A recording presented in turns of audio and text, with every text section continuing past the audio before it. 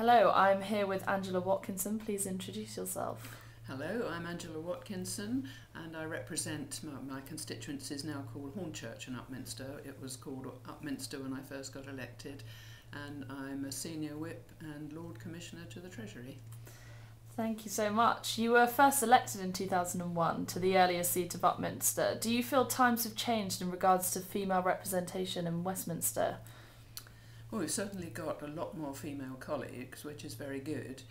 One of the really good things about Parliament this time is that we have a much wider spectrum of areas of experience and expertise and a lot more women.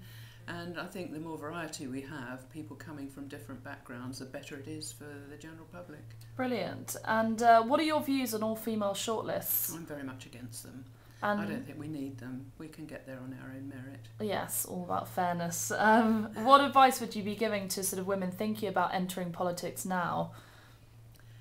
Well, the opportunities are greater than ever, but I would caution any woman who's thinking of going into politics to really look at the job description, because it can be a bit of a shock when you get here to find the demands. You know, contrary to popular belief, we are extremely busy. You have to be a workaholic, and it's very difficult, very challenging to balance work and home commitments. So women with young children are particularly challenged. It's very difficult for them. Do you feel the Conservative Party consider this and sort of try and move around that, or is it just, you know, that's kind of the way it goes about, you know, for the across party? Well, it goes with the territory, unfortunately, and the nature of Parliament makes it very difficult. The Whip's office do their very best to accommodate women with young children, because they are very often missing important stages in their children's development if they're very young. You know, a woman who has a baby while she is an MP has to be prepared to possibly miss their first smile or their first word or their first step. And then when they're at school, there's always the play and sports day and all sorts of other activities at school which they would like to be at, and it isn't always possible. It does require quite a lot of sacrifice. Yeah. So what are the perks then of the job, do you think? It's the most wonderful place in the world, and I would encourage anyone who has almost obsessive, I think, interest in politics to, if they really want to do it, then they can. That's the first thing. If they decide they want to do it, they can do it. It is possible. Fantastic. And what do you recommend a woman thinking about entering politics later on in life to do now in preparation? Well, I'm a classic example of that. I came into politics much, much later than most women. The interesting thing is nobody ever commented. When I told colleagues and friends I was going to apply to become an approved candidate, they all said, "You've left it much too late, don't bother, it will go in the bin, you won't even get a reply." And they were all wrong. And I was treated exactly the same as any other candidate, and I can't remember anyone ever referring to my age. Interesting. I mean, how, you know, in terms of your time, because you obviously worked in different sectors before you went into politics, but how did you sort of build up a contact network within the political, you know, sort of arena, so to speak? Well, I had deep involvement in my local Conservative association. I was a ward chairman. I used to arrange lots of social events, attend party conference, but then I worked in local government, so I was exposed to politics from that angle as well. And I would recommend anyone who is thinking of trying to become an MP to become involved in their local association, and through that they will be exposed to central government as well as local government. Fantastic. And before entering politics, you worked in a bank and in a school in Essex in 1976, helping physically handicapped children with riding lessons.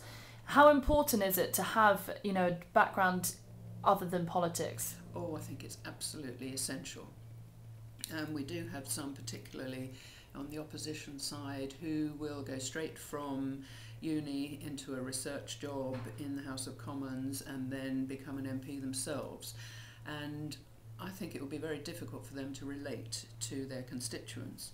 People who have had children, who have bought and sold property, who have had various different types of job, it's much easier for them to understand the nuts and bolts of people's lives, because part of the job, almost equal part, is the constituency part of the job, which is trying to help people with the most devastating problems they will bring to you. And you have to know who to contact and to give them good advice if you can, or to put them in touch with people who can help. And being able to understand their lives and having experienced similar things yourself makes it much easier for you to try and help people. Yeah. And what are the Conservative Party doing to encourage more women into Parliament? We've sort of touched on it earlier, but do you feel there's sort of maybe legislation that can be changed in order to do it, or do you think it's more about the encouragement directly with getting women, sort of allowing women to, sign up more freely, so to speak? I think we were very successful before the last general election in encouraging lots more women to become MPs. We had a lot of unsuccessful women candidates, and I do hope they haven't lost hope and they're going to have another go and hopefully will be successful next time. But if I cast my mind back to when I went to an old-fashioned grammar school, co-educational, and the only career advice I ever received was from the deputy head, who herded all the girls into the hall for career advice, and she said, "Girls, there are only two respectable occupations for girls, teaching and nursing. Teachers over there, nurses over there." And that was the only advice I ever received. So when I was leaving, the head teacher asked me what I was going to do, and because I came from a poor working class background, I couldn't go to university at that time. And I told the head teacher I was going to work in a bank, and he said, "Oh, commerce." Brilliant. So times have definitely changed. Times have changed beyond all measure, yes, and all doors are open to women now.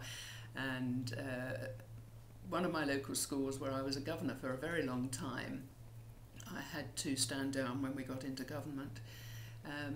Sacred Heart of Mary Girls' School in Upminster, and they encourage their girls to go into every possible career or job opportunity. There are no barriers whatsoever, and I'd like to see all schools doing that to really make girls know that they are equal, and in some cases better, and never to limit their aspirations. Yes. Fantastic. And finally, will we be seeing our second female Prime Minister anytime soon? Certainly not anytime soon, no.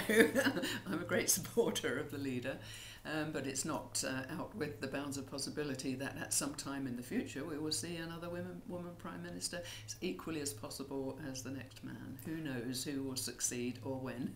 Yes, well, thank you so much for your time.